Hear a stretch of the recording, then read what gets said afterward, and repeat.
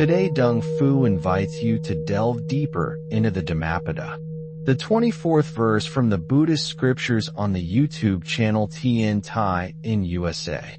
Those who are diligent, mindful, pure, acting cautiously, self-controlled, living in accordance with the Dhamma. Whoever lives without negligence, his good reputation will grow day by day.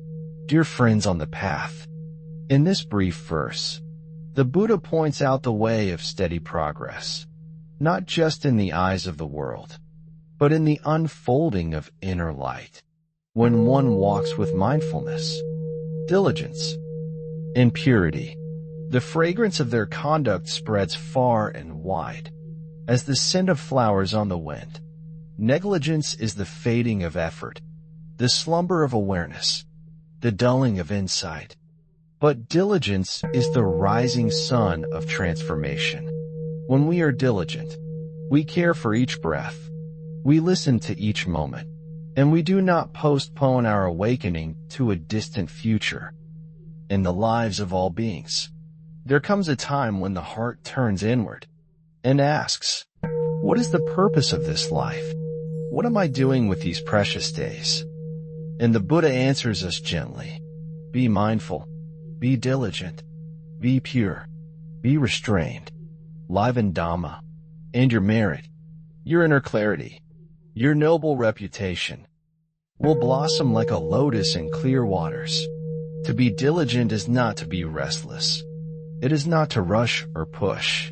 It is to hold your aspiration with care, to commit yourself daily to the Eightfold Path, to make your actions, speech, and thoughts a field of compassion, honesty, and wisdom in the Dhammapada and throughout the Mahayana scriptures.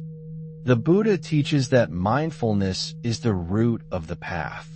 Just as the earth supports the tree, mindfulness supports all virtue. When we are mindful, we see what is wholesome and what is not. We notice how craving arises, how anger forms, how ignorance obscures the mind. With mindfulness, we begin to choose differently. We begin to water the seeds of peace, and not the seeds of sorrow. We learn to sit quietly with what is here, not to run, not to grasp, not to fall into distraction, but to dwell with compassion. The one who is pure does not cling to identity. The pure heart is simple, humble, and vast. It does not think, I am holy. It does not think, I am awakened. It simply serves, simply breathes, simply bows to all life. Such a one is careful, not afraid, but cautious in joy, respectful in speech, tender in movement, not spilling their energy into wasteful habits, not indulging in sensual confusion, not building castles on the sands of impermanence. Friends, let us return to discipline, not as a cage, but as a sanctuary. The precepts are not fences. They are open spaces where the wild tigers of our impulses can lie down and rest, where the birds of insight can fly freely without fear. To be self-controlled is to be free, not stiff, but inwardly spacious. When we are not ruled by greed, we can be generous. When we are not pulled by anger, we can be kind. When we are not caught by delusion, we can be clear. Living in accordance with the Dhamma is not an outer show. It is not about robes, titles, or temples. It is about this very breath, this thought, this choice. How are we speaking? How are we eating? How are we treating the earth? Are we harming or healing? Are we awakening or sleeping? The Buddha did not ask us to worship him, but to follow the path he walked, to see as he saw, to love as he loved. And this path is rooted in heedfulness, in not being negligent, to remember what is most important. In the middle of our daily lives, in the morning, we bow to the sun of awareness. In the evening, we reflect on the seeds we've planted. Have we brought peace to others? Have we spoken truthfully? Have we walked gently? Have we cultivated joy for the benefit of all beings? The one who does this, not just once, but again and again, grows in virtue. Their name is remembered not for fame, but for the fragrance of their kindness. Their reputation is not built on applause, but on the silent witness of a heart that has loved all beings. So, dear friends, do not waste your life in negligence. Let each step be firm. Let each moment be clear. Let each word be kind. If you are walking alone, walk mindfully. If you are with others, live gently. If you face pain, face it with compassion. If you are confused, be still and listen to the silence within. Reputation here is not about what others think, but about the echo of your actions in the stream of time. It is your karmic imprint, the ripple you leave in the hearts of others, the goodness you offer with no wish for reward. Be diligent, but not harsh. Be energetic, but not burned out. Be mindful, but not tense. Be pure, but not proud. Be disciplined, but not rigid. Let the Dhamma guide your conduct. Let the teachings hold you like a mother holds her child. Let your life be a lantern for others. The diligent one plants seeds of Bodhi, waters them with effort, protects them with mindfulness, and harvests joy in every act of compassion. Do not wait for the perfect time. Begin now. Begin with what you have. Begin with this very breath, this very word, this very intention. And when you forget, when you fall into negligence, do not scold yourself. Gently return, like a bird returning to its nest, like a wave returning to the ocean. Every moment of care adds to your merit. Every act of mindfulness nourishes your wisdom. Every pure deed polishes your heart. Let this be your vow. I will not live heedlessly. I will rise with the Dhamma. I will fall asleep in mindfulness. I will speak in harmony. I will walk in peace. Let your life sing the verse of the Buddha. Diligent, mindful, pure, careful, self-restrained, living in the Dhamma. Such a one's goodness spreads like moonlight over the waters, touching all beings with gentle clarity. No need for wealth or title. No need for admiration or power. The fragrance of Dhamma is enough. It is the perfume of freedom, the scent of loving kindness, the aroma of liberation. Today, you can begin again. No matter your past, no matter your fears, plant the seeds of diligence. Tend them daily, and watch your inner light grow brighter, steadier, deeper. With each step in mindfulness, you walk not only for yourself, but for the world, for all beings, seen and unseen, known and unknown. This is the legacy of the diligent one, not carved in stone, but whispered in the winds of compassion, echoing in the hearts of future generations. Live with care, live with presence, live with love. Be diligent, not to earn praise, but to be at peace with your own conscience. Be mindful, not to appear wise, but to truly awaken. Be pure, not to be admired, but to be light. And so the Buddha speaks to us now, across the ages, across the silence, saying, this is the way. Walk it gently, walk it mindfully, walk it with joy. And dear friends, as we continue to dwell deeper into the meaning of this sacred verse, let us remember again that all wholesome qualities arise from the root of awareness. Without awareness, we fall into the habits of carelessness, desire, aversion, and confusion. But with awareness, we become able to choose the path of peace, the path of non-harming, the path of the Buddha. When the Buddha speaks of diligence, he speaks of the kind of steady, faithful energy that does not give up. He does not speak of frantic busyness or of exhausting effort, but of the quiet inner strength that comes from knowing what truly matters. It is not a force that burns us out, but a light that keeps glowing even in the darkest night. Diligence is the fire on the altar of practice. It is the willingness to return, again and again, to what is true. It is the heart that rises after it has fallen, the mind that bows in humility and begins anew. And how do we cultivate such diligence? Not through self-punishment, not through comparison, not through pride, but by remembering our intention. Why do we walk this path? Why do we sit in silence? Why do we practice loving kindness? It is because we wish to be free. It is because we wish for others to be free. So each step in mindfulness becomes an act of great meaning. Each moment of restraint is a moment of protection for ourselves and for the world.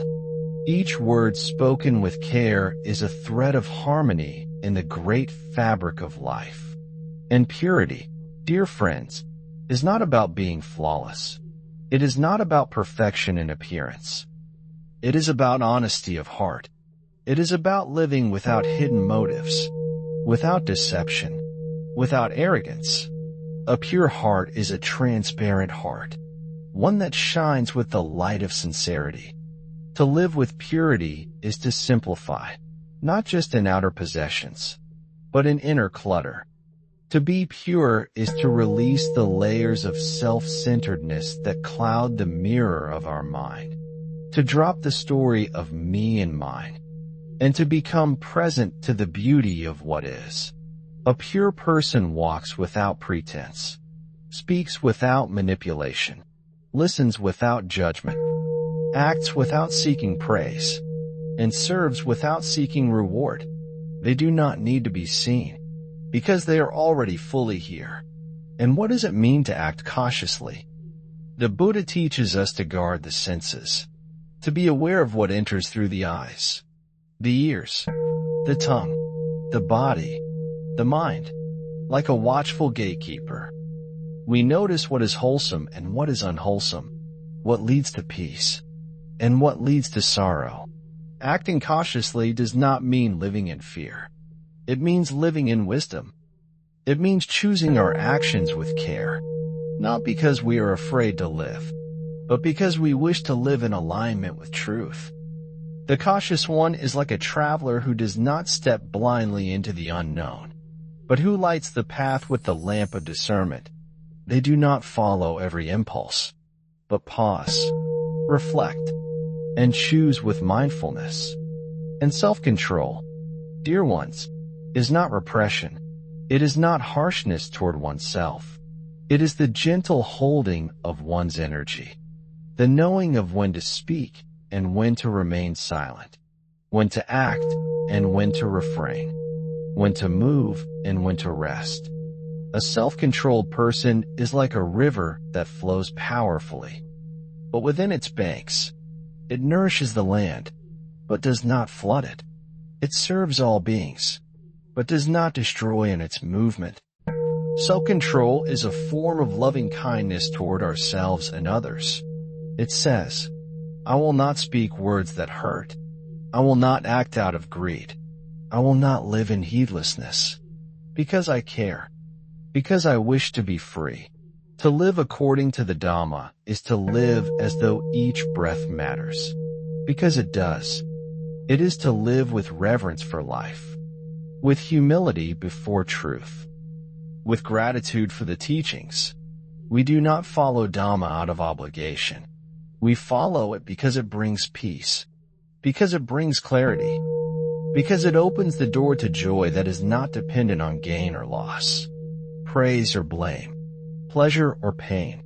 To live according to Dhamma is to align our life with the rhythms of the universe, to bow to impermanence, to cherish compassion, to embody wisdom. It is to live in harmony with what is, rather than in struggle with what we wish things to be. And the Buddha says, the one who lives this way, whose heart is diligent, mindful, pure, careful, restrained, and aligned with Dhamma, such a one's good name spreads. What does this mean, dear friends? It means that the fragrance of virtue cannot be hidden. Just as a lotus blooms and its scent travels on the breeze, so too does the life of a noble one touch the hearts of many. Even without effort, even without intention, it is not about fame. It is about the invisible influence of goodness, the quiet power of love, the subtle encouragement others feel in your presence, the calm they sense in your speech, the light they glimpse in your eyes. This is the growth of your reputation, not on paper, not on platforms, but in the field of merit, in the ocean of karma, in the gentle unfolding of awakening across lifetimes. So do not strive to be known. Strive to be true. Strive to be kind. Strive to be awake. Let your practice be your offering to the world. Let your actions speak the Dharma. Let your silence sing of peace.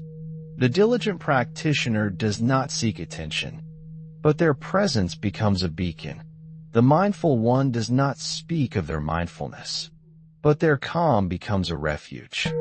The pure-hearted one does not boast of their virtue, but others feel safe near them, feel uplifted in their company. So let your life be a Dharma talk. Let your walk be a meditation. Let your home be a sanctuary of presence. Let your words be raindrops of loving kindness. Even if no one praises you, walk in truth. Even if no one notices your effort, be faithful. Even if the world is noisy, remain silent inside. Even if others are heedless, stay diligent, because the reward is not in applause. The reward is in your own peace. The reward is in the clarity of your heart. The reward is in the stillness of your breath. The reward is in the joy that comes from living with integrity, day by day, moment by moment. The one who does not fall into negligence becomes more radiant, more compassionate, more free. This is not magic. This is the fruit of effort, of patience, of trust, of humility. And so, dear friends, as we bring this additional contemplation to a close, let us remember again and again. The path is simple, though not always easy. Be diligent, be mindful, be pure, be restrained, act with care, live in Dhamma, and know that with each small step in that direction, your inner light shines brighter, your merit increases, your wisdom deepens, and your life becomes a source of blessing. You do not need to do great things. You need to do simple things with great love, great presence, great sincerity. This is the teaching of the Buddha. This is the path of awakening. Thank you for watching my video. Namo Amitabha. I wish to bring this merit towards all disciples and sentient beings, all of whom will attain Buddhahood. Remember to like and subscribe to the channel to review the short sermons of the Buddha. Thank you for listening to the Dharma.